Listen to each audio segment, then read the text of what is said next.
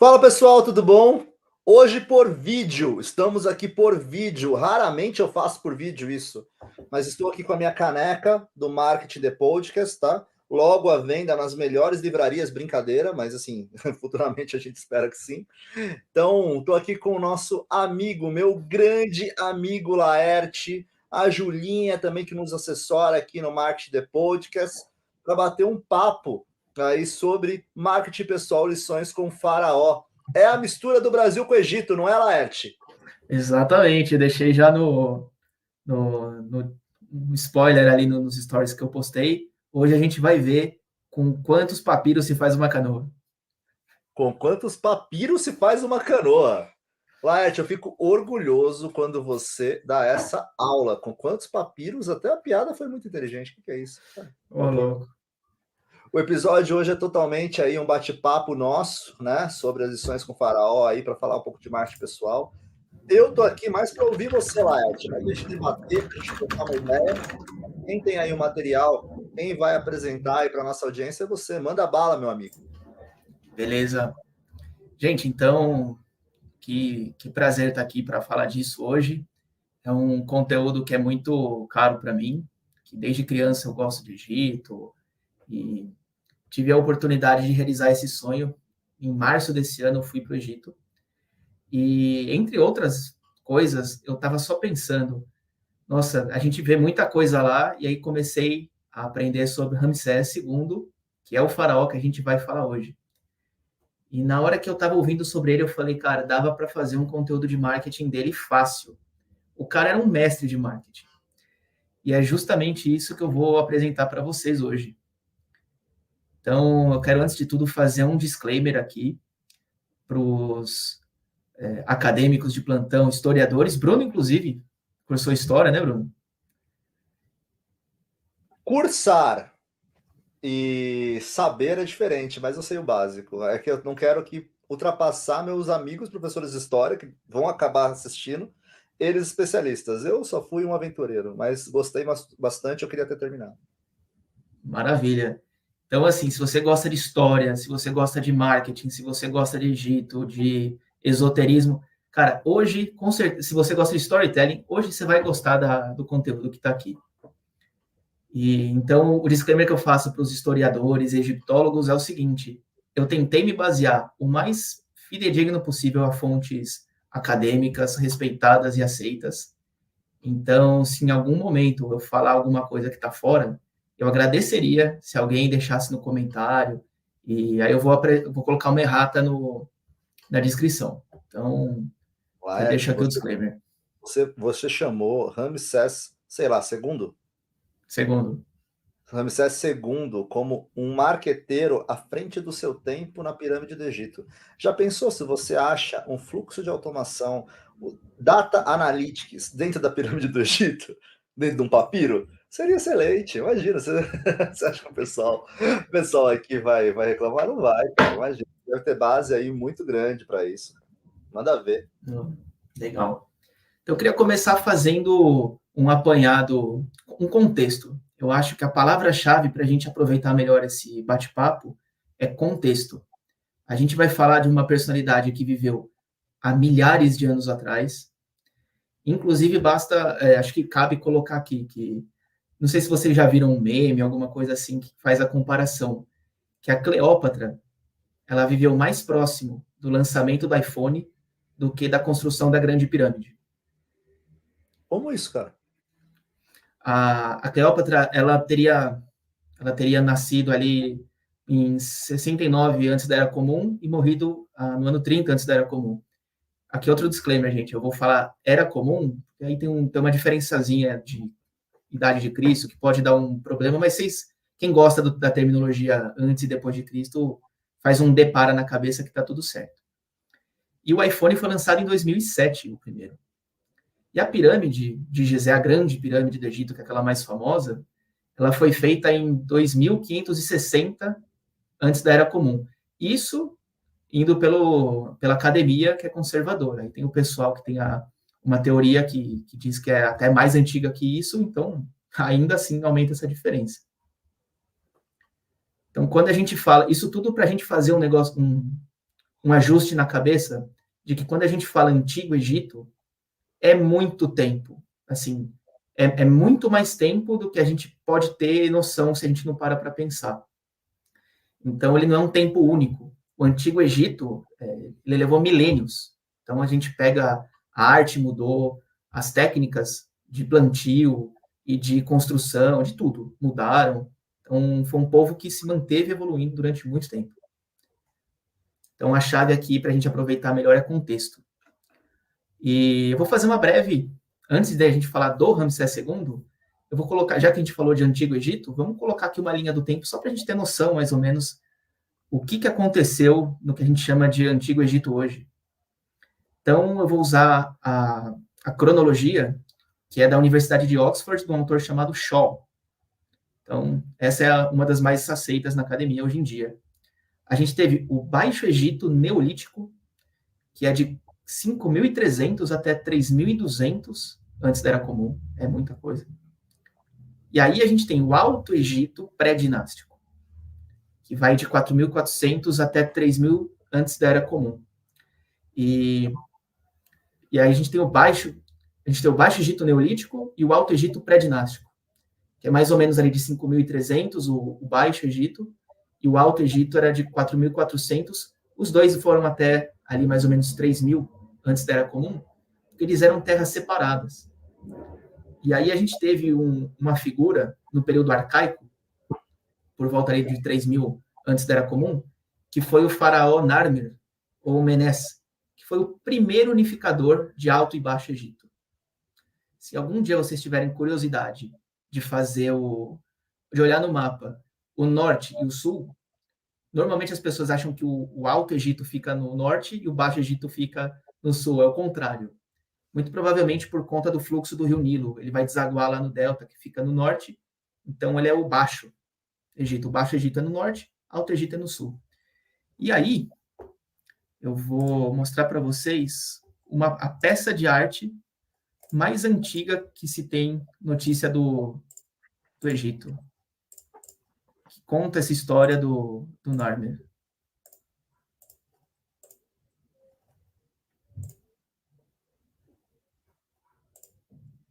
Opa. Peraí. Quem está se enrolando aqui. Aqui, melhor. Então, essa daqui é a paleta de Narmer.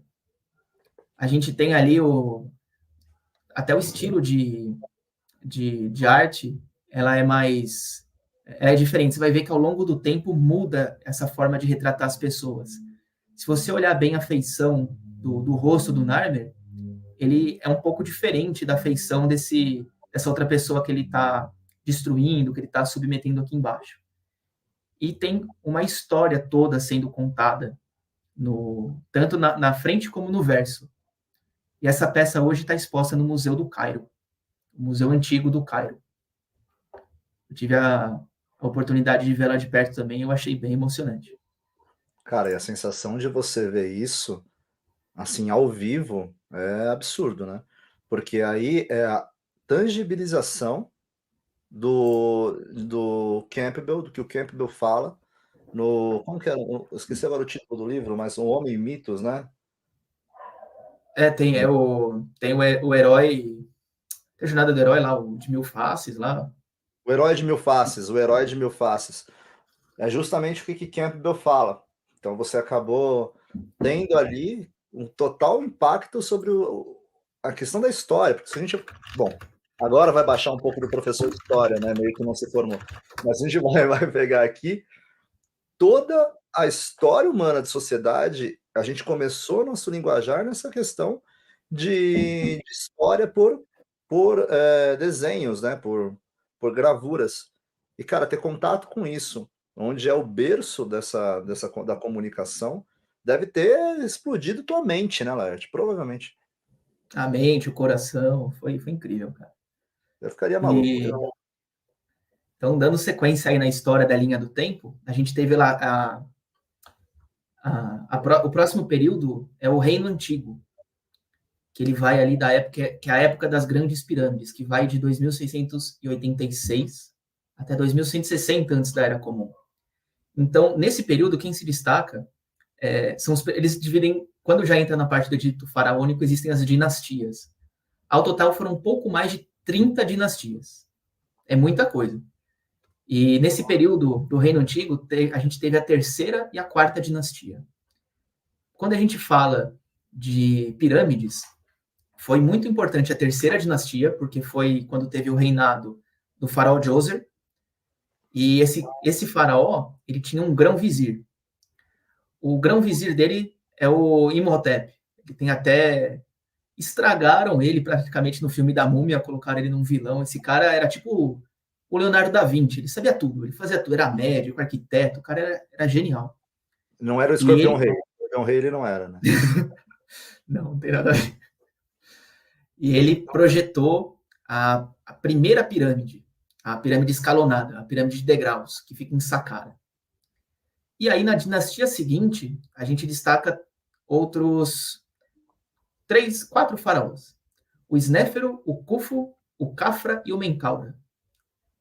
O Snéfero foi o grande responsável por aprimorar a construção de pirâmides. Se você pega essa dinastia aí que vai de 2686, aqui é o parênteses de curiosidade que eu adoro. Vai de 2686 até 2160. Arredondando aí foram 500 anos. Eles ficaram 500 anos aprendendo a fazer pirâmide. 500 anos. Em 500 anos dá para a gente ficar bom em algo. Então, como eu falei que eu vou me basear no que a academia aceita mais, o pessoal do Alienígenas do passado pode ser que não goste. Mas, cara, em 500 anos o pessoal vai aprender a fazer pirâmide no braço. Hoje eu fiz um post, cara, do Instagram, que foi justamente isso, um repost, né, de algo que eu vi, falei, você quer ser bom, faça muitas vezes a mesma coisa. Agora, 500 anos, Laerte, eu acho que 500 anos é bastante para você ficar bom, fazer pirâmide, cara, e pirâmide, assim, tem aquela discussão, né, porque nesse programa que você citou, eles falam, pô, será que são os ETs que fizeram isso extraterrestres? Será que são humanos? E você tem toda a explicação lógica, né, das pirâmides. Então, aqui eu vou parafrasear, inclusive é um cara que eu recomendo muito, que é o professor Thomas de Toledo. Ele é um egiptólogo, talvez que, tanto na academia, mas ele se expõe bastante nas redes sociais. É o cara que mais manja de Egito aqui no Brasil. E ele bate o pé que, sim, foram os ETs que fizeram as pirâmides, que foram os egípcios trabalhadores. Eu também acredito nisso. Esses ETs que fizeram. Também acredito, eu tenho que acreditar na criativa, então eu preciso pensar nos ETs, cara. Sempre. Então agora a gente tem um outro tipo de ET, o egípcio trabalhador que fez. Então, o Khufu, o Khufu, Khafra e Menkaura é a forma egípcia de falar que era o Kelps, Kefren e Miquerinos, que eram os gregos que falaram assim o nome deles. E depois desse período aí, que é super famoso na história por conta das pirâmides, a gente teve o primeiro período intermediário, que foi de 2160 a 2055 antes da Era Comum. Nesse período, o Egito passou por uma crise econômica. Teve gente passando fome, teve revolta, teve greve, teve manifestação de trabalhador. Há quem diga que teve tipo um crash na economia do Egito por conta da construção das pirâmides. Eram construções absurdamente altas, que demandavam uma força de trabalho muito grande, de alimentação, de recursos no geral, e teve simplesmente uma crise econômica lá. E aí começa o Reino Médio, que vai de 2055 até 1650 antes da Era Comum. E aí a gente tem o segundo período intermediário, que é 1650 até 1550 antes da Era Comum. E nesse período, o Egito passa a ser controlado pelos Ixos, que é um povo ali de origem semita, ali no Oriente Médio. E aí começa o Reino Novo. Esse Reino Novo é famoso. O Reino Novo vai de 1550 até 1069 antes da Era Comum. Ele compreende ali o período da 18ª até a 20ª dinastia. 18ª dinastia, muito provavelmente todos vocês já conhecem algum faraó que viveu nessa época. Foi o Akhenaton, a Nefertiti, o Tutankhamon e a Hatshepsut.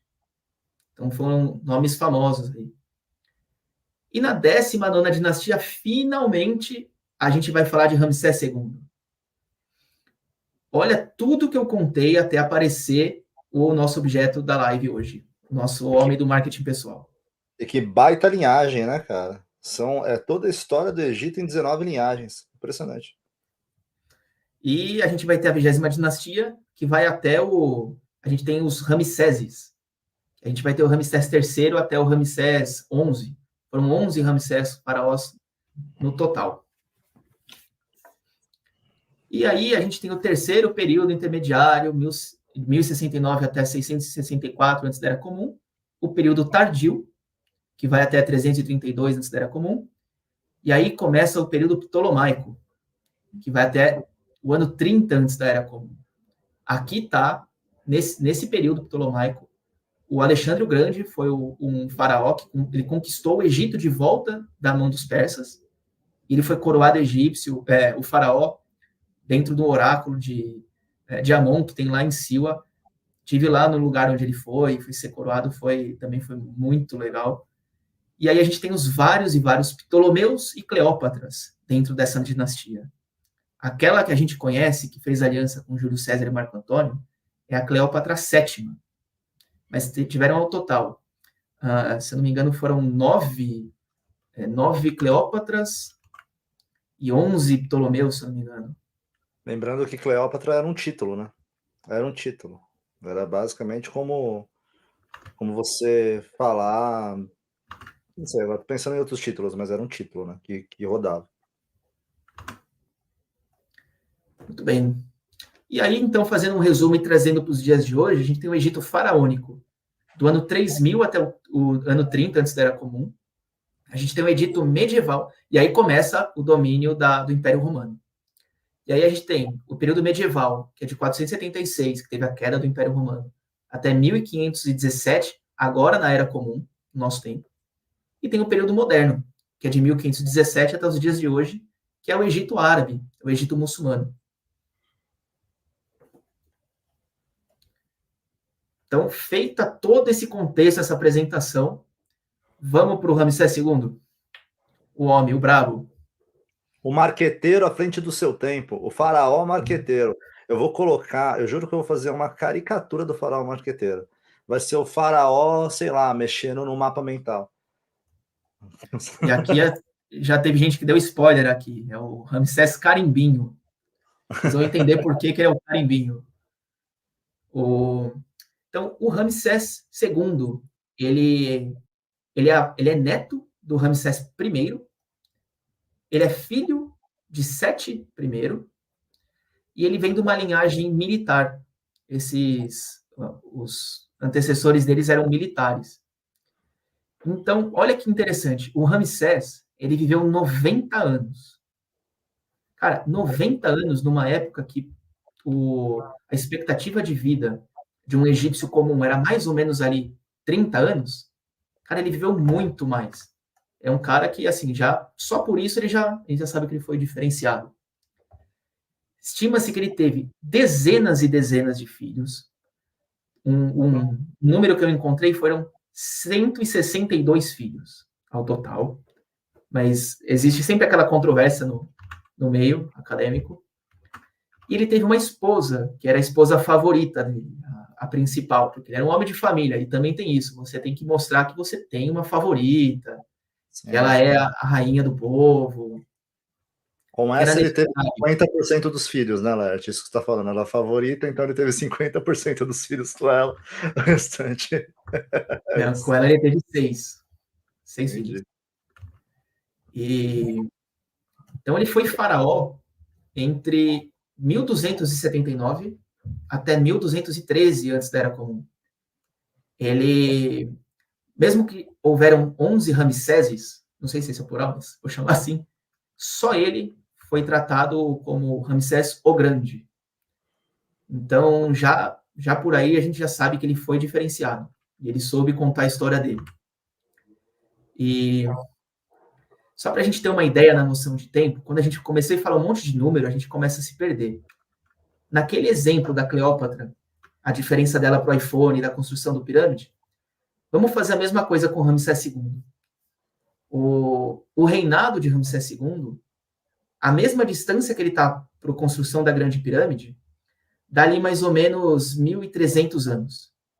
Se a gente pega o nosso ano agora, 2023, e volta esses 1.300 anos, a gente chega mais ou menos ali numa época que acabou de ter a queda do Império Romano, a morte de Maomé, que é o profeta muçulmano, e foi antes do feudalismo. Então, cara, é muito longe. Quando eu falei que uma palavra-chave aqui para a gente era contexto, é um pouco disso que eu estou falando. Às vezes a gente vai falar, poxa, mas o cara fazia isso, o povo pensava desse jeito. Olha a diferença de tempo que a gente está falando aqui. E é bom a gente ter essa ideia de tempo, né? Do espaçamento de tempo para isso. Você está falando antes do feudalismo, cara. Você está falando de Maomé para isso. Olha, a tangibilidade de tempo ela existe aqui. A gente consegue comparar isso, né? Exatamente. E o Ramsés II ele é reconhecido por ter tido um dos maiores reinados em termos de sucesso da história do Egito, tanto de aspecto econômico, militar, cultural, administrativo. Ele é reconhecido como um dos melhores e mais bem-sucedidos faraós da história do Egito. Como eu comentei, ele veio de uma linhagem militar. Então, desde que ele era bem novinho, ele foi colocado no exército para ser treinado e tudo mais. E daí que veio a grande fama dele. Vamos começar a falar das lições de marketing que ele pode dar para a gente. E aqui eu vou começar a apresentar o que para ele é o ápice do ápice para a vida dele, que é a Batalha de Kadesh. Vou colocar aqui na tela. Não, o cara só para ser respeitado e ser lembrado dentro de tantas linhagens assim. Né? E outra também, 90 anos, numa estimativa de vida de 30, a experiência também, o conhecimento territorial, o conhecimento da história, o conhecimento dos viés. Eu não tinha ideia de viés na época, mas é absurdo, né, cara? É ter uma visão muito à frente, uma saúde também, né, Larte? Muito à frente, né, da época, mas é bem interessante isso. Então, sem dúvida. Aqui é uma representação mais contemporânea dessa que foi a Batalha de Kadesh. Ele, só para vocês terem uma ideia, assim que ele se tornou faraó, o Ramsés ele entra em guerra com o Império Hitita. Os hititas, eles eram, vou tentar fazer uma equivalência para hoje, eles eram indo-europeus, eles eram um povo indo-europeu que ficaria na Turquia, mais ou menos. Esse era o pessoal que entrou em guerra com o Ramsés. E eles eram um império muito poderoso. Então, acabou de começar o governo dele, entra numa guerra super tensa, com outro povo também muito poderoso. E o que acontece? Ele fica lutando durante muitos anos com esse povo. Muitos anos. E aí o que ele faz? Como não é bobo nem nada, ele vai contar a história da versão dele, como foi feita essa batalha. Se vocês pegarem aqui essa daí já é uma gravura dentro de um templo. Ficou conhecido, é um poema, chama Poema de Pentauro. Não sei se é assim que pronuncia, mas se você vai encontrar ele em Tebas, em Karnak, em Ábidos, o Ramsés era simplesmente obcecado por contar essa história. Ele conta o seguinte, que foi feita uma emboscada para ele, porque tinha espiões hititas no exército dele ali nas batalhas, e foi feita uma emboscada. E as tropas dele fugiram. Simplesmente deixou o Ramsés sozinho nessa emboscada que só tinha hitita. E o que Ramsés fez? Ele saiu daí da carruagem dele, ele rezou para Amon, e Amon deixou ele tão poderoso que sozinho ele ganhou de todas as hititas ali que tinham feito a emboscada para ele. Então, essa é a história que ele conta. Então, sozinho, por ter rezado por um Deus famoso, esse Deus aceitou o pedido dele, deu poder para ele e ele resolveu a parada sozinho. E claro, ele veio contando essa história todo orgulhoso. Então, aqui nessa gravura, a gente tem... se você ver aqui em cima, tem um pássaro. Esse pássaro é o Deus acompanhando ele na vitória. Então, nessa outra imagem, vê que ele já não está mais empunhando o arco e a flecha. Ele já venceu, ele está voltando vitorioso para casa.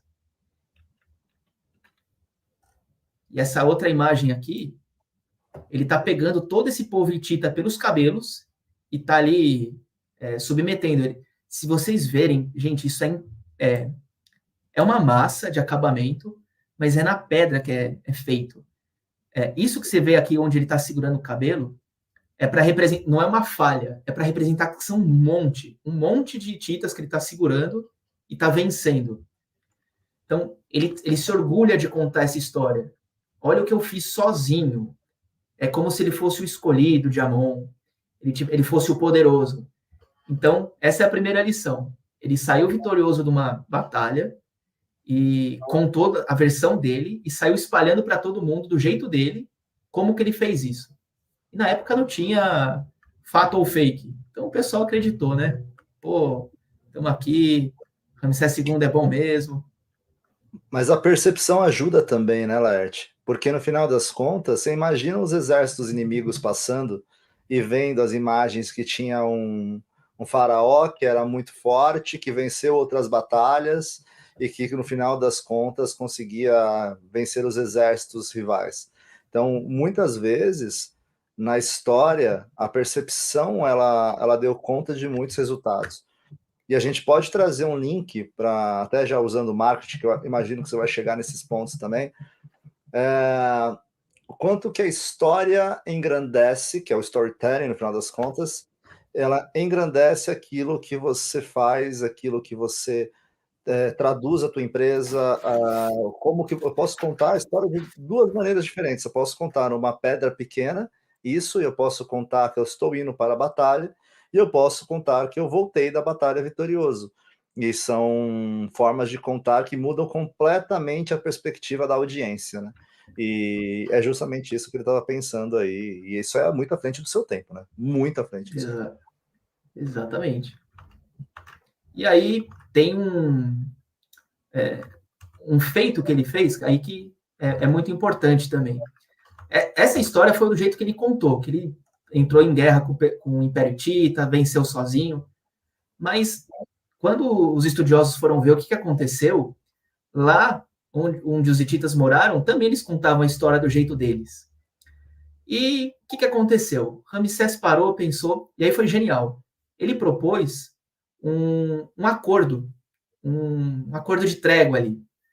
E 16 anos depois, essa batalha, inclusive, que ele retrata ali, os estudiosos mais atuais dizem que ela terminou empatada e que ele não estava sozinho.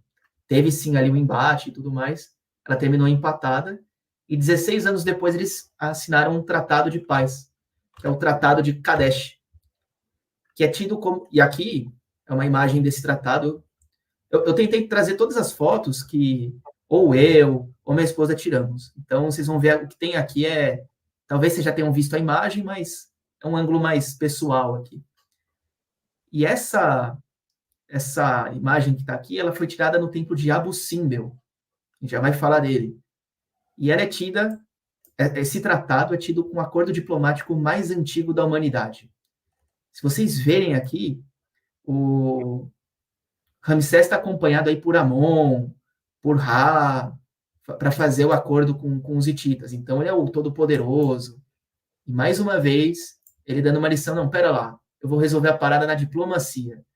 Então, ele também quis contar que era um bom diplomata para o povo dele.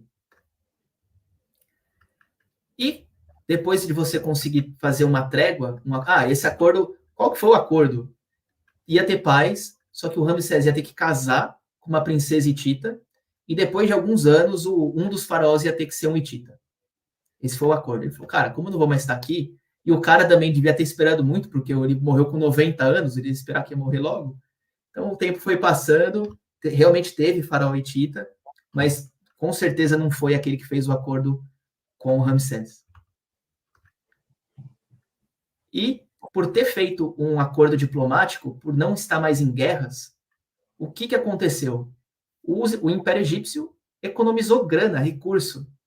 Essa grana que eles economizaram, eles puderam gastar com propaganda. Então, ele construiu muito templo, estátua, obelisco, foi fazer obra, e E foi um tempo realmente muito frutífero para o povo egípcio. E aqui vamos para o Templo de Abu Simbel. Aqui é uma filmagem da viagem que a gente fez. É bem curtinho, eu vou falando enquanto a gente vai vendo. Lugar bonito, Esse é o Lars. templo, cara, é maravilhoso. Essas estátuas que estão na frente têm 20 metros de altura, que são do Ramsés. E aí você pode ver lá aquele poema, aquela batalha que ele gosta de se vangloriar, tá nas paredes.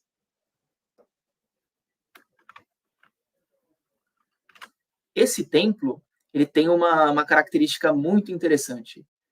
A Unesco, mais recentemente, começou um projeto que terminou em 1968. Então é muito recente, se você comparar com a história do Egito. A Unesco, ela precisou... O que acontecia no Egito? Tinha aquelas cheias do Nilo, inundava tudo, o Nilo enchia aos poucos, ele enchia de uma vez. Então causava ali um certo estrago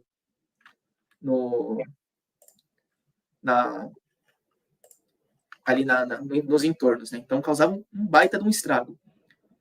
E a Unesco foi lá, criaram um lago artificial, o Lago Nasser, e para fazer isso eles iam ter que inundar onde originalmente estava esse templo.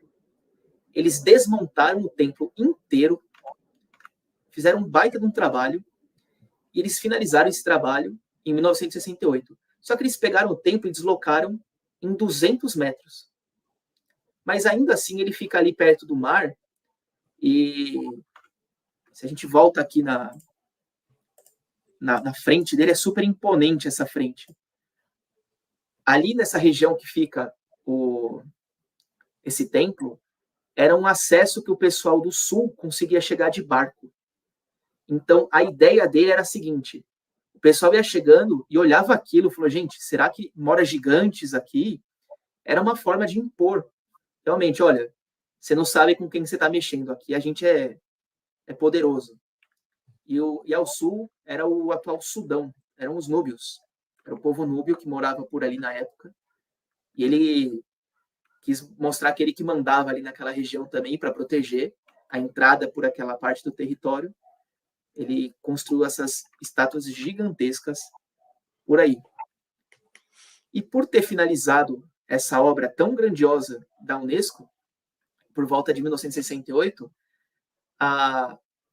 esse templo de Abu Simbel começou a ficar famoso ali ele virou até um objeto da cultura pop. Se vocês não pegaram a referência, aqui estou eu e Bruno Lanaro na frente do Abu Simbel, fazendo pose de roquistas e roqueiros metaleiros. Por quê? Na cultura pop, a gente tem representantes que fizeram alusão a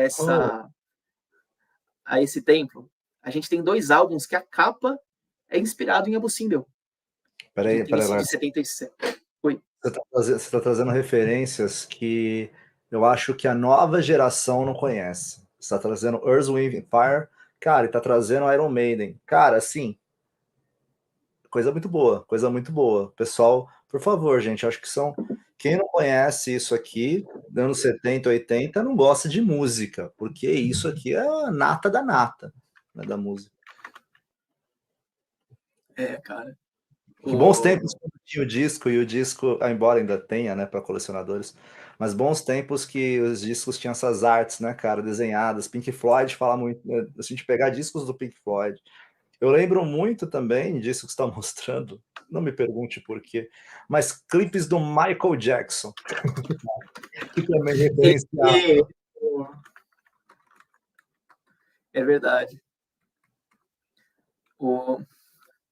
Era a música Remember the Time, não era? Do Michael Jackson, se eu não me engano? Remember the Time, se eu não me engano. Sim, era essa mesmo. O clipe ele é tão ruim que é bom. Pra época era maravilhoso, mas hoje ele seria tido como comédia. Laerte, Michael Jackson não tem coisa ruim. Laerte. A música é boa, mas o clipe você vê com os olhos de hoje. Olha o contexto aí de novo.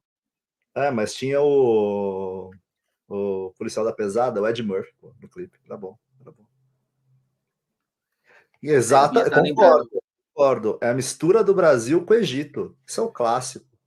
Hala Hala do Tchan. Eu tava Ô, tentando Bruno, lembrar da. a gente está sendo cobrado de fazer dancinha aqui do Hala Hala do Tchan. Em minha defesa, eu não sei nem dançar essa música. Se você lembra, está intimado. A gente faz depois um TikTok para viralizar. Boa, para divulgar o Passa episódio. a mão na cabeça e faz, sei lá, não sei como faz dança do TikTok. Desculpa, gente. Desculpa. Não sei. Muito bem. Então, aqui voltando para o templo de Abu Simbel, um detalhe que eu não consegui tirar foto na época tempo é, olha o tamanho da estátua de Ramsés. Essa que está aqui ao lado dele, porém menor, é uma das filhas de Ramsés. E aqui embaixo são os inimigos de Ramsés. Então, olha o recado que ele deixa. Minha família está comigo, está protegida, está sob meu cuidado aqui, está sobre a barra da minha saia. Mas meus inimigos, quem é inimigo vai se ver comigo. Eu piso neles. E essa é a disposição que está lá. Do outro lado, essa é uma das entradas, esse é o lado direito para quem está entrando. Do lado esquerdo, tem outra caracterização. Se você pegar aqui, lembra que eu falei dos hititas? Que era ali um povo da atual Turquia, mais ou menos? Olha a característica ali dos rostos desse povo. Essa é quando você olha para a direita. E quando você olha para a esquerda da entrada, que dá para ver que é outra feição, esses são os núbios, que chegavam ali pelo sul. Então ele já deixou um recado claro, olha, entrou aqui, eu não vou perdoar. É assim que eu trato meus inimigos. Então é outra forma dele intimidar. Fica aí uma outra lição, talvez não para os dias de hoje, ou usado com parcimônia, que cara, se você tentar mexer comigo, é isso que vai acontecer com vocês. Pode ser fake news, pode ser só ameaça, mas na época acho que o recado funcionou, porque ele foi um faraó que viveu muitos e muitos anos. Mas como já diria Cazuza, vemos museus de grandes novidades na Laerte. Porque no final das contas, se a gente olhar bem. Por que eu tô pegando tanta referência musical hoje? Eu acho que você me instigou com as capas dos discos. Mas assim, no final das contas, você vê hoje um mundo de guerras que são com narrativas, né? Narrativas, uma grande guerra de narrativas. E aí você, não quero entrar em lados políticos, não vou entrar nisso, mas você vê que o marketing, ele entra na guerra assim como já era lá antigamente. Como a gente pode citar a Segunda Guerra Mundial, a gente pode citar várias outras coisas aqui, mas que sempre foi usado, a comunicação foi usada como uma tática, até mesmo na guerra, para o bem ou para o mal, não vou entrar nessa seara, mas que a comunicação ela tem um poder de mudar um cenário, seja ele bom ou ruim, tem. É verdade. O departamento de propaganda, né? Tinha nos dois. Bom, esse daqui é o Santo dos Santos do templo de Abu Simbel. E tem um negócio muito interessante nesse local. Essa é uma estátua que a gente pode ver, que aqui no cantinho, meio já está estragadinha, mas esse daqui no cantinho é Ptah, é o deus Ptah. Ao lado dele, Amon. Ao lado dele, o Ramsés. E ao lado é Ra. Não é exatamente Ra, mas vamos simplificar que é Ra. Então, ele se coloca em pé de igualdade com a divindade. Ele está ali sentadinho junto com a divindade, trocando uma ideia, sou brother dos deuses. É outro recado que ele manda. Isso tudo por quê? É uma forma de se legitimar. Os deuses me acompanham. Quando eu falei que uma das palavras era contexto, e que é difícil da gente fazer essa tradução para os dias de hoje, é que o faraó, ele não era como se fosse um rei. Para o egípcio, ele era Deus na terra. Não era como se fosse. Não, ele era Deus na terra. Então, se justificava fazer grandes obras para um faraó, pirâmides, templos. Os trabalhadores eram melhores remunerados. Ali era status você falar que você trabalhava para um faraó. Tem uma vila dos trabalhadores que existe no Egito, ou um sítio arqueológico, que nitidamente esse pessoal tinha mais condições. Você vê pelas roupas, pelos utensílios. Eles tinham muito mais prestígio do que um trabalhador comum, que não trabalhava para o faraó. E tem uma curiosidade muito legal dessas estátuas. 2 vezes por ano, ali por volta de 22 de fevereiro e de outubro, acontece um fenômeno. O Sol, ele se alinha com a entrada do templo. Se vocês lembrarem, deixa eu ver a entrada do templo aqui. Ó, essa entrada do templo. Lá no fundo, é onde está essa câmara, essa salinha, o Santo dos Santos, com essas estátuas. E o Sol consegue entrar e chegar lá no fundo. A Unesco fez um excelente trabalho em preservar essa condição, que ela já era original. E são iluminados pelo Sol essas 3 estátuas mais à direita. E só o Ptah, que ele está na esquerda, ele fica no escuro. Porque ele é o deus do submundo. Ele é o deus também dos trabalhadores e do submundo. Então eles conseguiram deixar ali no cantinho, ele no escuro, para respeitar ali o que ele mais representa. Por essa você não esperava, hein? Que arquitetura, hein, cara? Não posso falar, tem uma questão no marketing que é muito sobre você ser um arquiteto. Tinha um nome para isso, agora fugiu o nome, pessoal, mas você arquitetar o cenário. E isso é uma arquitetura de cenário, de construção, de comunicação muito sinistra. Muito, Nossa, muito, isso é genial. muito, é absurdo, porque você está vendo ali o cenário todo está sendo construído até com Deus submundo. Para alguns, Hades, para outros, né? Para outras culturas, por aí vai, mas a gente tem ali uma visão que tanto no céu quanto no inferno tá os deuses ali, né? Então é uma forma de intimidação. Muito legal. É que o Ptah... o Bruno até comentou aqui, é um recado de Ramsés, para ter respeito, seja por medo ou admiração. Ele quer ser respeitado, ponto. Então ele não tinha muito esse juízo de valor. Ele gostaria muito de ser admirado pelos seus e temido pelos inimigos, sem dúvida. Até porque, não vou entrar numa questão, você é muito mais especialista da parte teológica do que eu também, Laerte, nesses pontos, mas para muitos Deus é o todo, né? Então, se Deus é o todo, tanto bom quanto ruim, Deus controla, né? Então é isso que ele está querendo dizer aqui também. Cabe um monte de interpretação. Aí cada um tem um papel. Não existia uma única forma de explicar a criação para o egípcio. Cada época que tinha ali uma capital, um centro de cultura importante, cada um contava ali de um jeito. Então, cada um vai ter uma forma de contar a história. E nesse complexo, esse daqui é minha esposa, Bia, um beijo.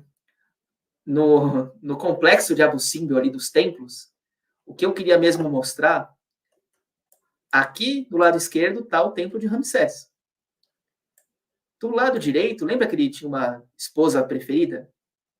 Nesse templo aqui é o templo da Nefertari, da esposa dele. Se você reparar, olha a história dele, olha o que ele queria mostrar.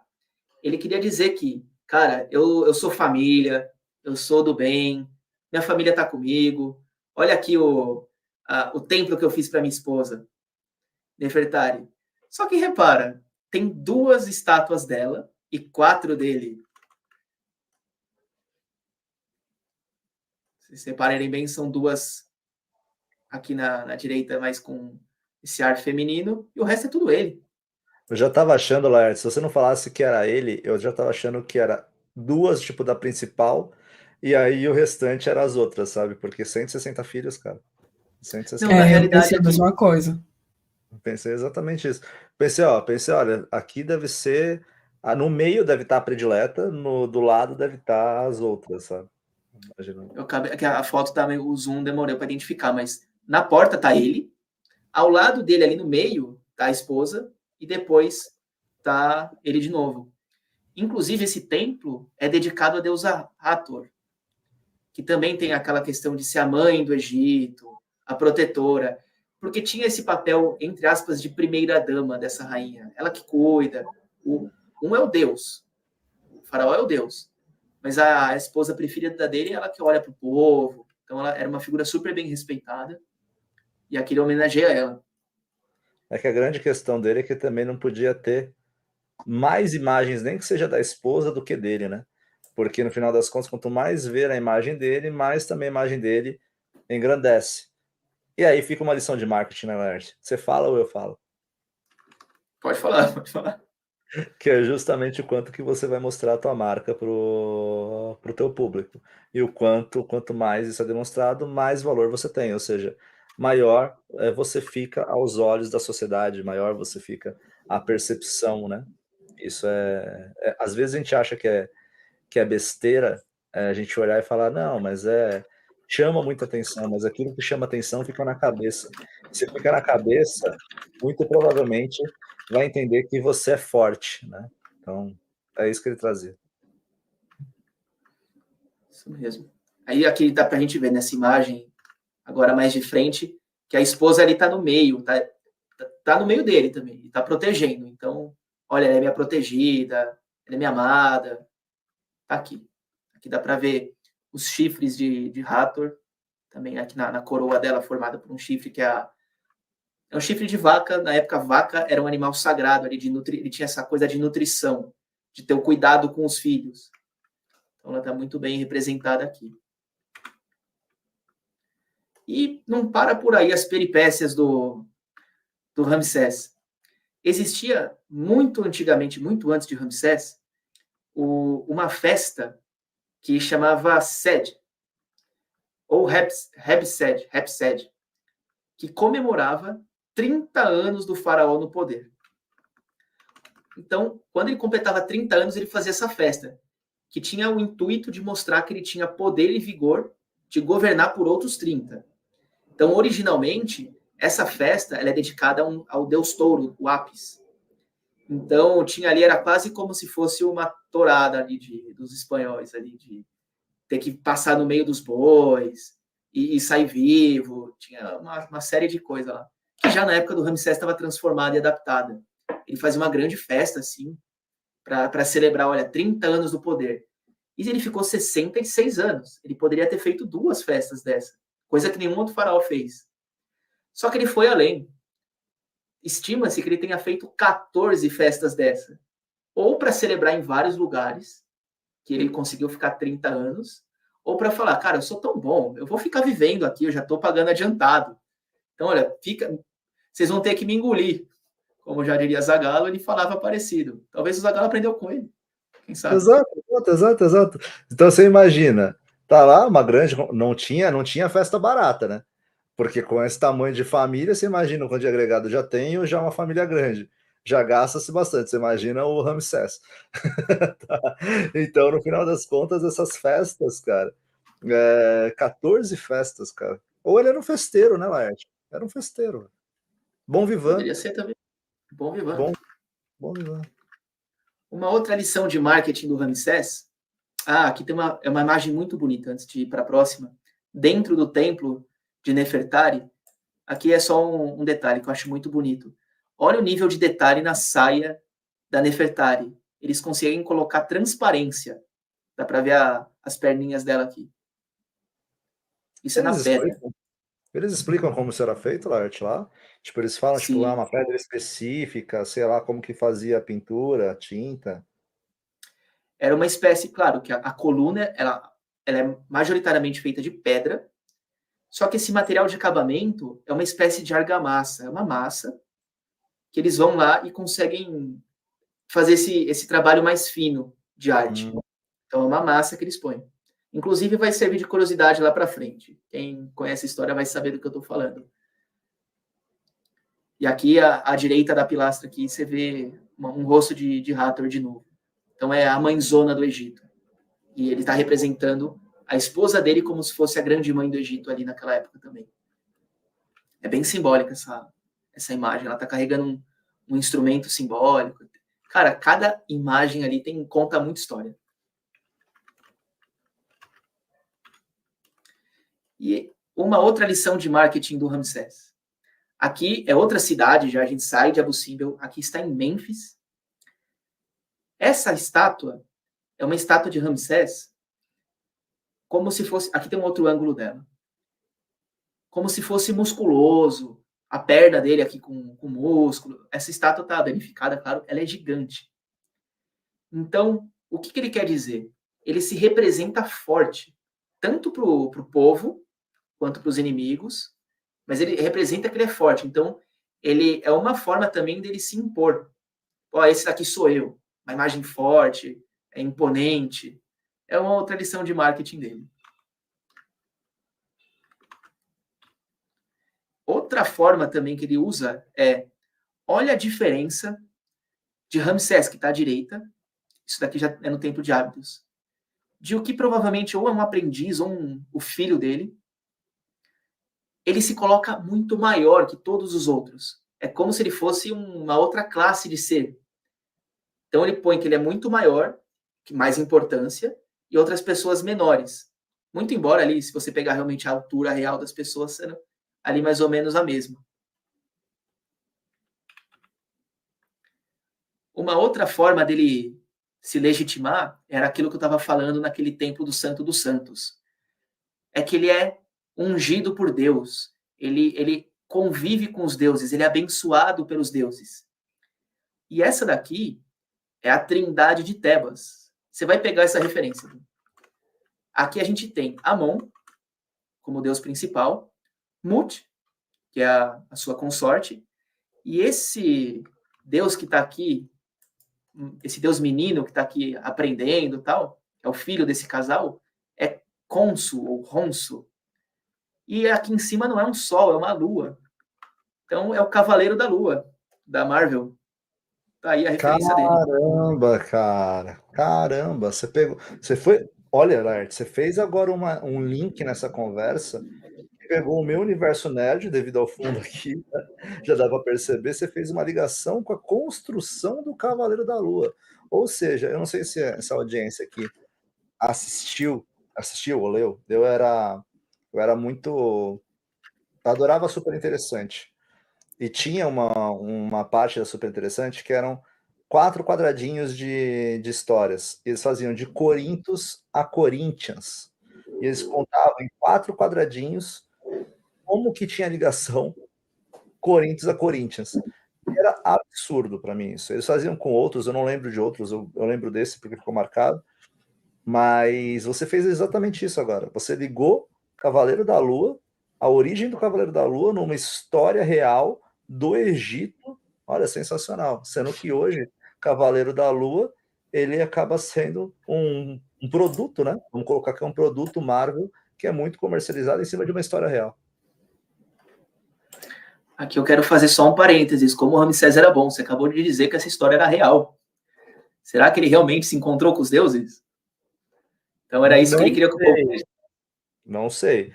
Mas assim, a história do Cavaleiro da Lua é real, não é? Você está falando?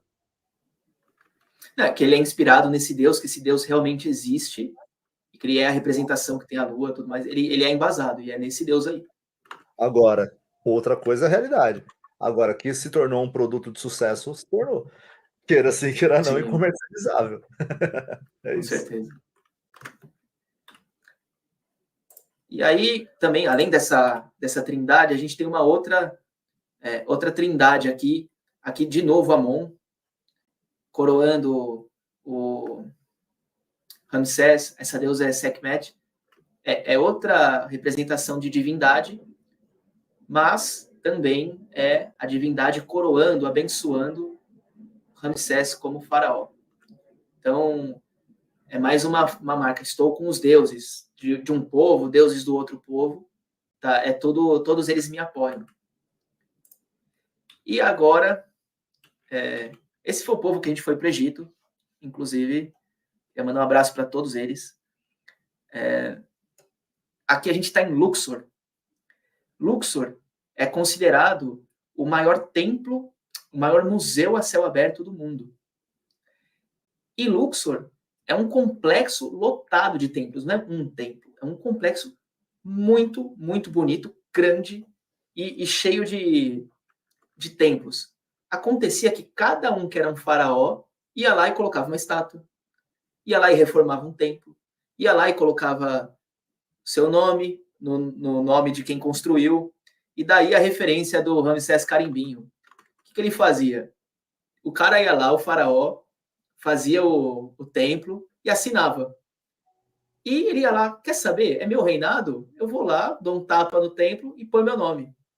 Um pouco como a galera de algumas cidades ali em obra, o prefeito vai lá, faz uma reforma e põe o nome dele. E é muito maluco isso, que não é só em cidades. A gente pensa bastante em cidades para isso. Tem algumas empresas que eu não vou citar aqui para preservar, mas que eu acabei visitando, né? Acabei ouvindo também um pouquinho disso de quem visitou, que tinha algumas não esculturas, né? Mas algumas aquisições que colocou no meio da empresa, que era para referenciar ao CEO da empresa. Então, tipo, o CEO ia lá, comprava aquilo e colocava dentro da empresa. Ah, por que isso? Ah, não sei, o CEO comprou aí para poder colocar como uma referência aí dentro de lembrar, tal, de uma questão de marca. A grande questão é que muda-se o CEO, muda-se ali o administrativo, e aí as ações acabam ficando numa história até da empresa, né? E é louco isso, a gente trazer isso para a área administrativa. Eu fiz muita piada com isso, inclusive. Eu fiz muita piada. Falei, poxa, então muda aqui o administrativo e a gente vai deixando aqui um museu, né? E aí com a história de cada um que controlou uma parte aqui da empresa. Mas é muito legal ver como que na história real teve aí justamente esse trabalho de lembrança, né? De esculturas que lembravam. É isso mesmo. E aí mais uma foto ali naquele templo da entrada de Luxor. E quando eu falei que Ramsés fazia esse trabalho de colocar o nome dele na frente de outros faraós, o cara era tão pilantra, ou, sei lá, vou chamar de pilantra mesmo, que ele não perdoou nem o pai. Pilantra não. Um caso... Aí tem que colocar, tem que censurar. Pilantra não. Coitado, cara. Como você não perdoou o pai? Agora eu tô curioso. Ele não perdoou nem o pai. Esse templo, eu vou contar o porquê que ele não perdoou nem o pai e contar uma curiosidade junto. Esse templo aqui, ele é famoso por conta do pessoal do Alienígenas do Passado também. Eu vou dar um zoom aqui. Esse é o templo de Abydos. Vocês já viram essas inscrições? Eu nunca vi.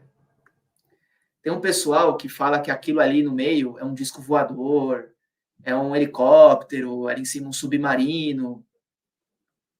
Cara, eu tô vendo um inseto. Para mim é um inseto ali sei lá, uma mariposa, alguma coisa assim, ali na esquerda. Um pouco mais para a direita. Então, não, eu tô até vendo, mas assim, para o pessoal achar que é um helicóptero, um OVNI, é bem longe, né? Mas tudo bem, é imaginação, é criatividade. Então, esse templo é dedicado ao deus Osíris, ali na cidade de Abydos. Esse templo é um dos que eu mais gostei, é incrível, as cores dele estão muito bem preservadas. E, inclusive, é muito legal que tem uma parede nesse templo que tem, desde a primeira dinastia, um cartucho com o nome de cada faraó, e ajudam muito os estudiosos a fazer a linha do templo. Mas esse templo, quem tinha o nome dele lá era o pai de Ramsés II, era Sete I. E o que ele fez? Essa imagem que eu estou mostrando na tela é um efeito que se chama pareidolia. Quem diz que aqui tem um disco voador, um submarino, é você tentar olhar para algo com a cabeça de hoje, que na época não queria dizer nada a ver, assim, não está lá. Mas você olha com um outro ponto de vista e você enxerga uma outra coisa. Ali nesse templo, logo na entrada, eles já explicam o que estava acontecendo. Eles colocam aqui, tem essa placa, que conta toda a história. E aqui dá para ver. Sete I, que era o pai de Ramsés II, esse é o cartucho dele. Eu não sei ler o hieróglifo, mas esse é o cartucho de Sete I. E esse daqui é o cartucho de Ramsés II, em azul. O que aconteceu foi, ele colocou aquela massa, que você tinha perguntado lá do templo de Nefertari, ele colocou uma massa em cima do cartucho do pai. Só que caiu um pedaço daquela massa e revelou ali, fez uma mistura do que estava em cima com o que estava abaixo. E acabou fazendo esse desenho. Depois que você sobrepõe um no outro, você fala, realmente, não tem nada de helicóptero, de submarino. Mas isso daí foi longe. O pessoal olhou para isso e falou: o quê? Ah, não. Não, submarino, helicóptero.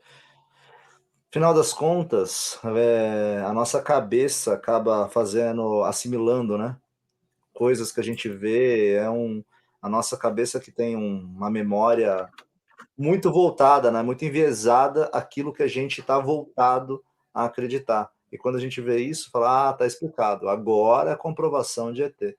E não necessariamente. Embora eu ainda espero que sejam extraterrestres que construíram a pirâmide.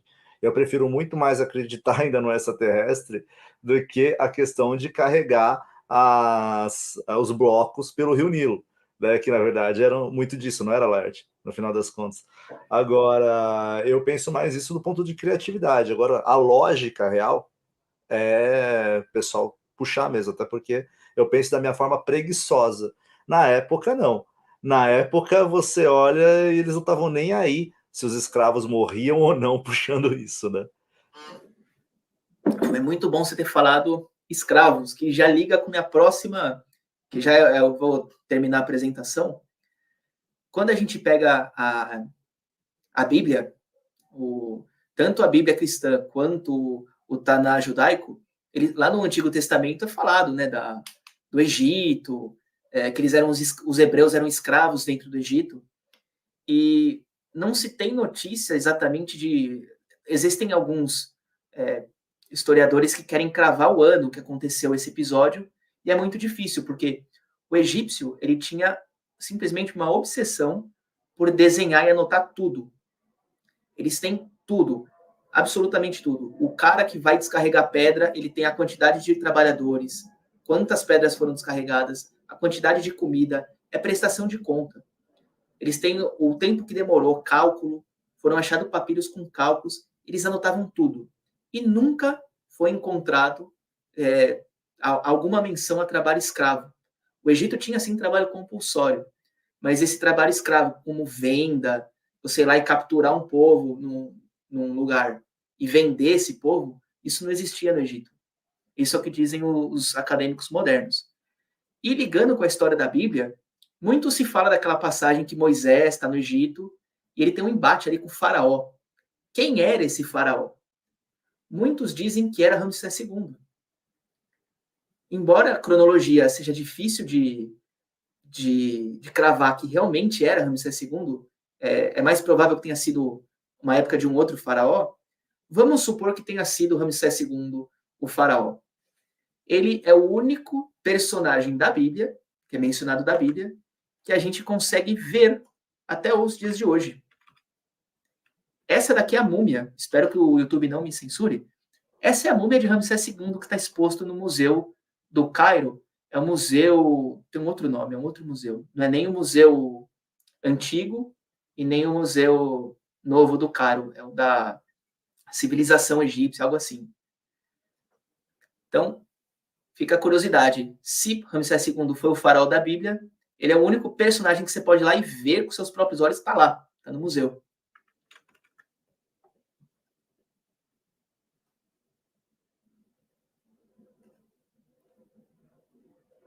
Essa também, por essa eu não esperava, hein, Bruno?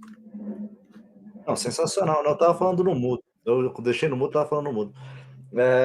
Não é o Museu do Cairo, que é um dos mais ricos sítios arqueológicos do mundo? Cara, o Egito é um sítio arqueológico riquíssimo. Qualquer lugar que você vai cavar, você encontra coisa. Realmente é por falta de incentivo, grana e de apoio para escavar tudo que se tem para encontrar. Porque lá, onde você escava com calma, você vai achar muita coisa. Mas eu acho que eu até usei um termo errado aqui. Mas assim, basicamente, se não me engano, o Museu do Cairo é onde tem as maiores riquezas, né, em relação a isso. Então, é um museu muito reconhecido, tanto ele quanto o Louvre também, mas é uma visita para você fazer pelo menos uma vez antes de morrer, né? Não, com certeza. Eu ainda quero voltar para o Egito porque o Museu Novo não estava inaugurado quando eu fui lá, ainda em março. Era para ter sido inaugurado em 2022, porque em 1822 foi descoberta a Pedra Roseta e dado início às traduções de hieróglifos e oficial pelos franceses e dado início formalmente à egiptologia, Em 1922, 100 anos depois exatos, foram encontrada a tumba de Tutancâmon, que foi uma tumba com muito tesouro. Embora ele não tenha sido um faraó tão expressivo em termos de legado, de riqueza e tudo mais, foi um dos maiores achados do nosso tempo que não foi saqueado. E então, 100 anos depois, eles queriam comemorar em 2022 com a inauguração desse museu, mas não foi possível. E talvez, né, falando da história bíblica com Ramsés, ele falar de o Egito seja um símbolo. Entre outras coisas, a Bíblia pode ser interpretada como um livro muito simbólico, ainda mais no Antigo Testamento. E quando a gente fala de riqueza, de prosperidade, talvez até de materialidade, de construções para muitos deuses imponentes, talvez seja isso que estavam expressando quando falavam que o povo hebreu tem que sair do Egito, tem que sair dessa forma de pensar. Talvez aí seja uma metáfora, mas aí eu deixo aberto à interpretação.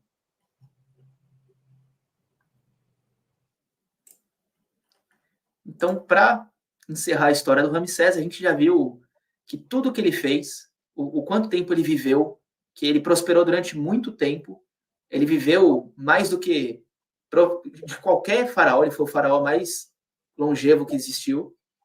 E então a gente teve ali uma trajetória que a todo tempo ele estava contando a história do jeito dele, reafirmando a sua imagem. Se é para contar a história, deixa eu contar do meu jeito, vem me ouvir. Ele fez isso. Ele quis mostrar uma imagem de um homem que é preocupado, homem, né? O faraó é quase Deus, né? Mas, que é preocupado com o seu povo, com a sua família, que é preocupado com o bem-estar e evolução do povo também, ali do país. Então, esse é o legado que ele deixa. E legitimado sempre brother dos deuses, está sempre no rolê com os deuses. No rolê com os deuses. Isso, Julia, a gente tem que pegar e fazer um post com No rolê com os deuses. O título desse episódio vai ser No rolê com os deuses. Ramsés Eu acho sensacional. Tem que ser, Larte. Depois dessa foi maravilhosa. Mas, assim, é muito maluco a construção de uma cultura com base numa perspectiva. Porque se ele era Deus, quem iria contra ele? Primeiro ponto é esse, a sociedade, você consegue mover através disso toda uma sociedade, toda uma cultura.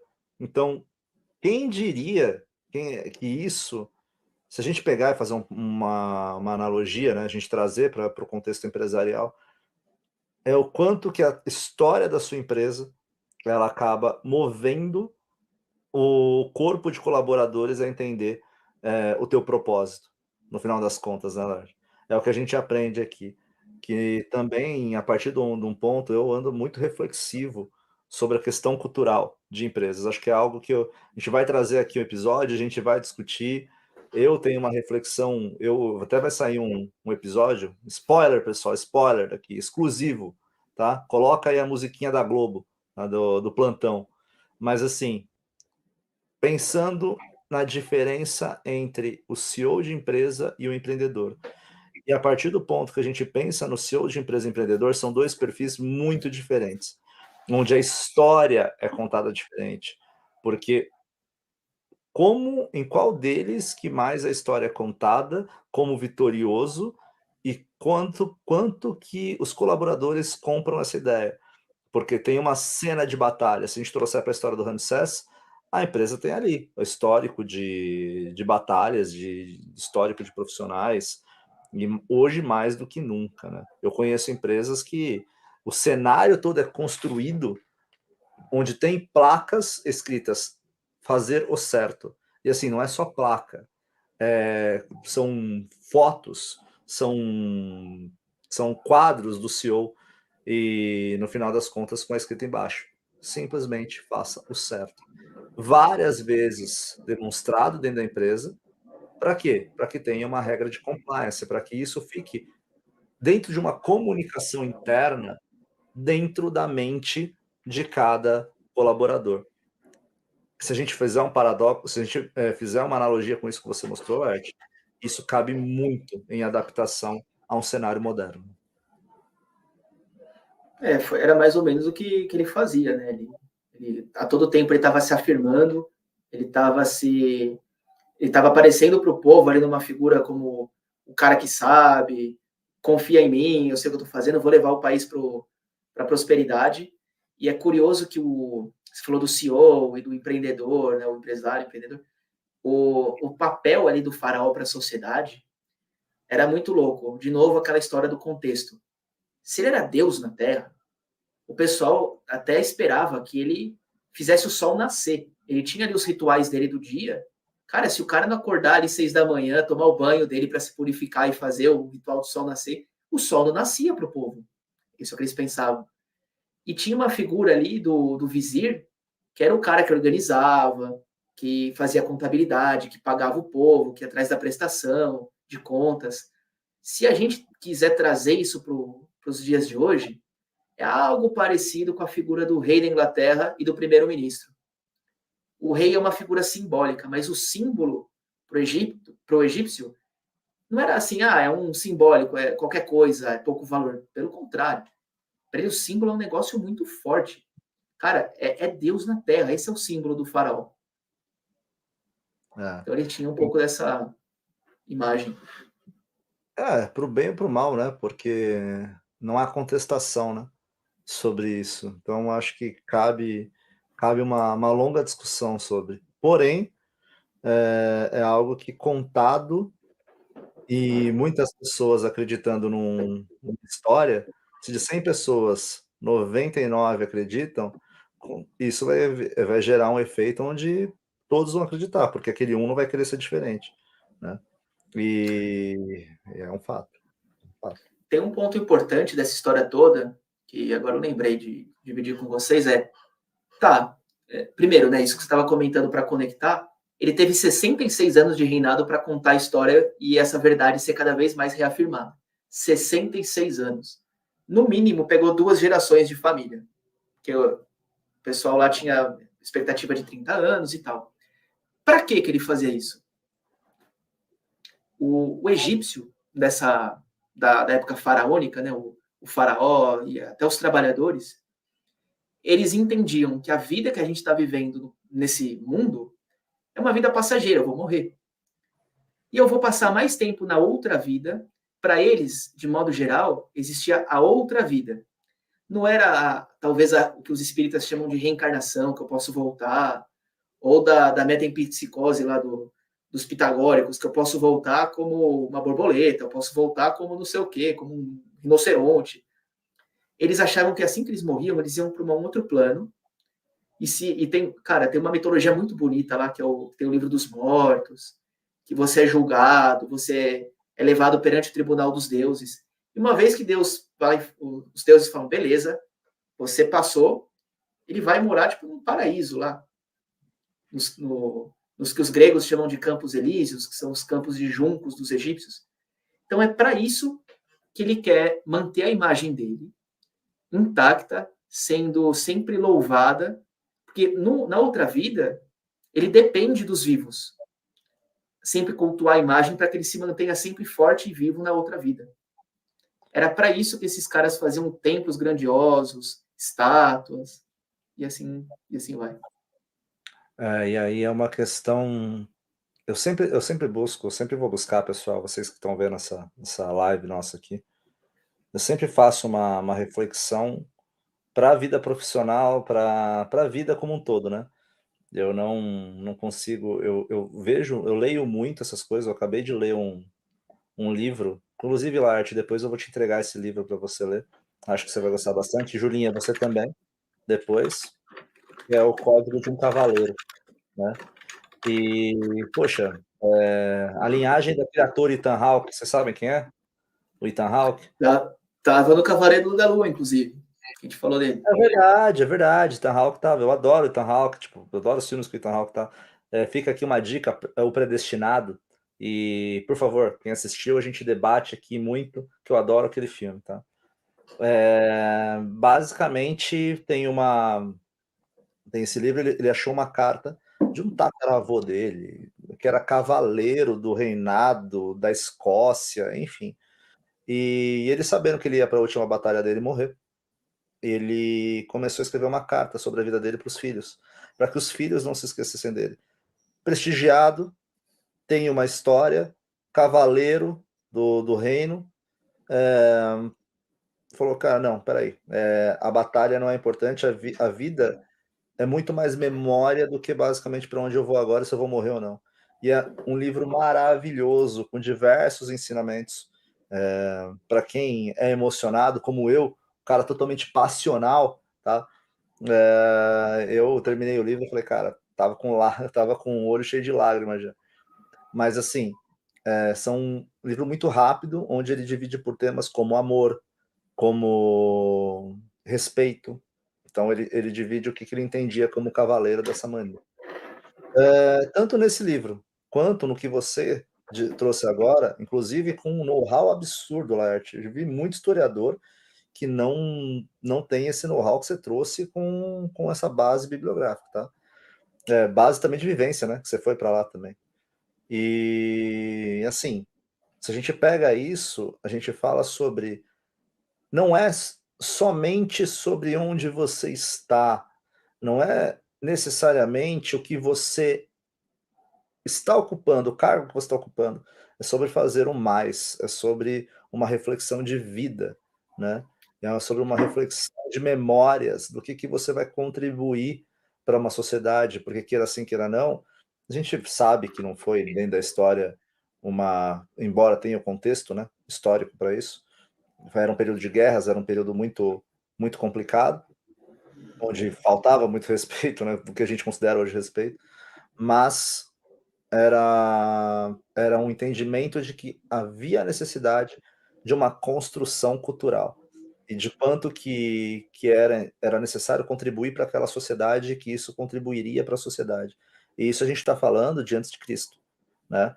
E se a gente vai pensar hoje para isso no ambiente corporativo, o ambiente corporativo é muito isso. Hoje eu vejo muito mais diretores, C-level, pessoas que eu converso de alto nível, de empresas multinacionais, que eles chegam assim e falam, poxa, qual que é o sentido da vida, sabe? Uma coisa bem Clóvis de Barros.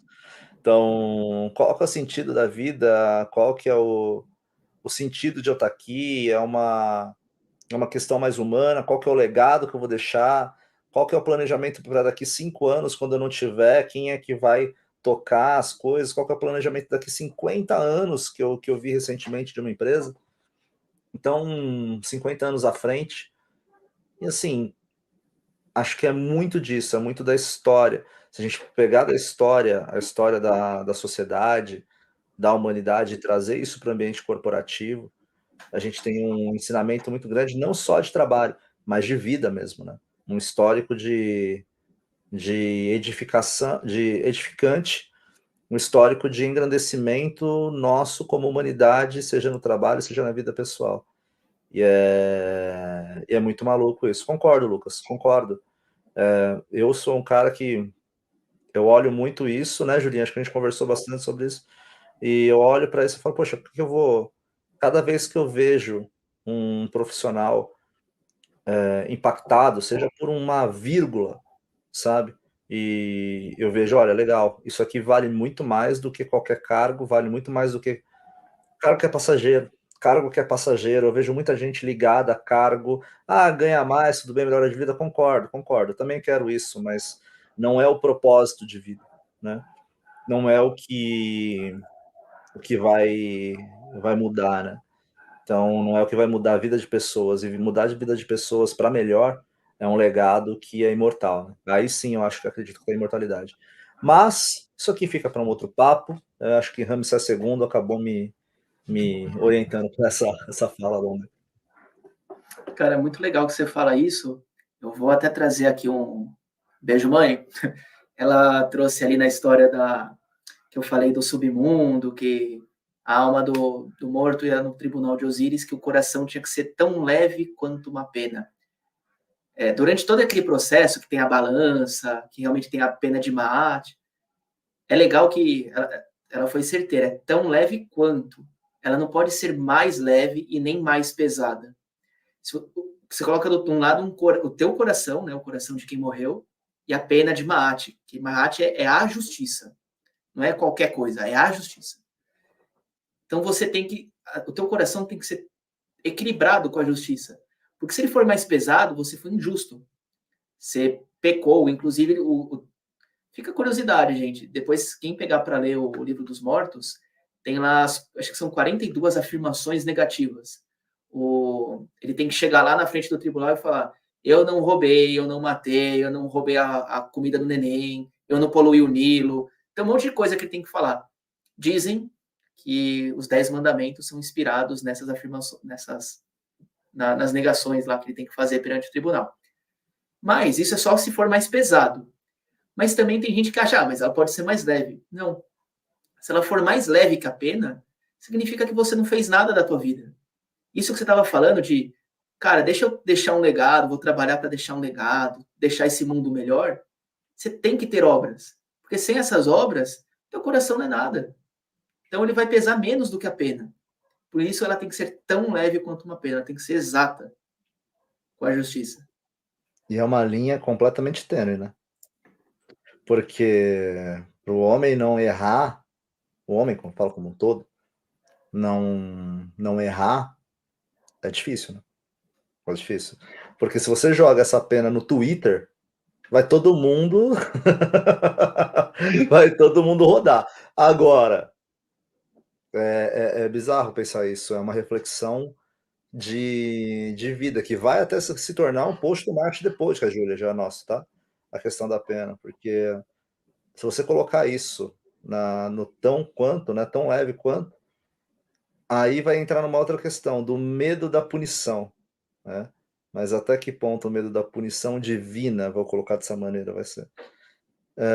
Acho que é uma reflexão de vida muito rica, cara. Muitíssimo rica. Eu não sei você, mas eu não sei até que ponto isso pode ser verdade, mas eu preferiria muito ter meus atos julgados no tribunal de Osíris do que no Twitter. Olha, eu acho muito mais justo de Osíris. Prefiro. Eu Prefiro. acho que a gente nunca passou por uma época, tudo bem que a questão da era da informação, o bombardeio de informações, acaba mostrando coisas absurdas, né? Acaba mostrando outras situações. A pessoa que ela é 100% uma coisa no dia a dia, no Twitter ela solta toda a raiva dela. Talvez, gente, a gente também está olhando pelo lado mal da situação, porque a pessoa só está digitando frustrações da vida dela, sabe? Então, queira sim, queira não, ela se frustra lá, ela comenta lá e escreve a vida dela ser uma boa pessoa, sabe? Porque todo mundo, né, gente, como a Yin Yang já fala, todo mundo é tanto bom quanto mal. Não existe o 100% bom, não existe o 100% mal. Então, né, a gente tem que pensar um pouco nisso. E aí é um pouco reflexivo também. Caramba, gente, essa sua aula, ela gerou reflexão, hein, Laerte? Pô. Então, eu cumpri o que eu queria. Caramba, Justamente era esse o objetivo. gerou uma reflexão profissional, pessoal, história da comunicação, história do Egito, vai gerar aí muita discussão mesmo. E outra coisa, né? Eu sei também que você tem livros aí bem grandes, bem espessos, né? Que você lê sobre isso também, né? Já, o fundo aí do teu quarto já diz isso bastante. Gosto. Né? Para quem não sabe da nossa audiência, eu e o Laerte, a gente luta jiu-jitsu, né, Laerte? E a gente fala muito disso, né? O quanto que se torna, em algumas situações vagas, né? Não tem uma reflexão, não tem um propósito, e gera muita reflexão para a gente o esporte, como também a gente estuda, como quanto que a gente estuda, e a gente faz esses mix de vida, vira e mexe conversando, né? Vira e mexe. E a gente busca trazer nessas... Não é... Eu sei que o podcast ele foi criado para a gente falar de comunicação, para trazer um público, né, voltado a isso, insights do mercado, mas eu vejo que comunicação é um todo, comunicação é história, comunicação são várias coisas que entram nisso. Então, Muito rico isso, muito rica essa reflexão. Mas vamos indo para o final, então, Laerte, como você mencionou aí. Mas hoje, diferente do que eu faço, quem finaliza é você. Porque foi você que trouxe, você que deu essa aula, que era a tua finalização. Eu queria agradecer primeiro a todo mundo que está aqui. A gente está gravando, não sei por onde você está consumindo esse conteúdo. Agora é live pelo YouTube, mas futuramente você vai estar ouvindo em outra plataforma, você vai estar vendo a gente por outro lugar. Eu quero agradecer você ter chegado até aqui. Gostaria muito de encontrar você em algum dia para a gente bater um papo, para a gente continuar essa conversa aqui, que realmente o que o Bruno comentou, que traz reflexões sobre vida, sobre profissão, sobre imagem, sobre o que a gente quer passar para as gerações que vêm pela frente. E estou doido para ouvir a história de vocês, para saber o que vocês pensam, o que vocês vão querer fazer da vida para deixar esse legado. E estou aberto. Vamos conversar. É isso. Julinha, por favor.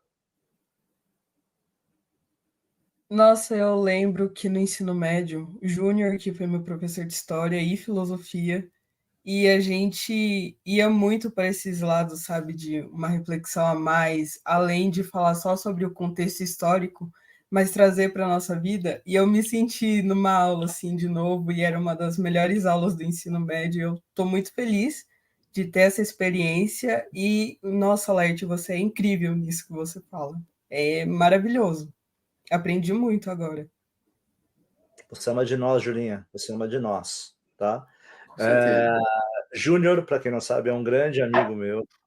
O Júnior sempre teve, desde a época de faculdade, Julia, sempre foi um ótimo professor. Enquanto eu chegava com a minha roupa de jiu-jitsu, chegava com minha faixa de jiu-jitsu às 9 horas da noite na aula, falando oi para todo mundo, na maior cara de pau, ele já era um professor desde garoto, tá? Você teve um ótimo professor para isso. Ótimo. Pessoal, vamos chegar então ao fim. Finalizamos aqui. Espero vocês, provavelmente em 2024, o podcast ele vai estar muito mais visual do que... A gente vai ter muito mais vídeo, vai ter mesa que a gente vai trocar sobre isso, vai ter muito mais dessa questão presencial. Não perdendo a essência também do áudio, eu acho que é muito importante o áudio, porque nem sempre a gente consegue parar e ficar vendo as coisas, muito mais no áudio é interessante no trânsito, ajuda também a não bater o carro, né? No trânsito, em casa, lavando louça. Eu ouço muito podcast lavando louça. Eu me tornei o 30 a mais que gosta de lavar louça. Vamos explicar, tá? Agora, é basicamente isso. 2024 tá aí. A gente já tem alguns episódios gravados para esse final de ano. E logo, logo a gente vai lançar. E a gente espera vocês em 2024 para a quarta temporada do Marketing The Podcast. Eu, como fundador do Marketing The Podcast, eu fico muito contente em ouvir esses episódios, em ter essas reflexões, em tudo que foi construído até essa terceira temporada. Essa terceira temporada ela tem um lugar especial no meu coração aqui. Espero que do Laerte, da Julinha, que está com a gente a partir de agora também. Então, vamos que vamos. É isso. Nos ouçam nas suas principais plataformas aí de podcast. Agora YouTube também, né, Laerte? Eu acho. Então, vamos que vamos. É isso. E um até breve.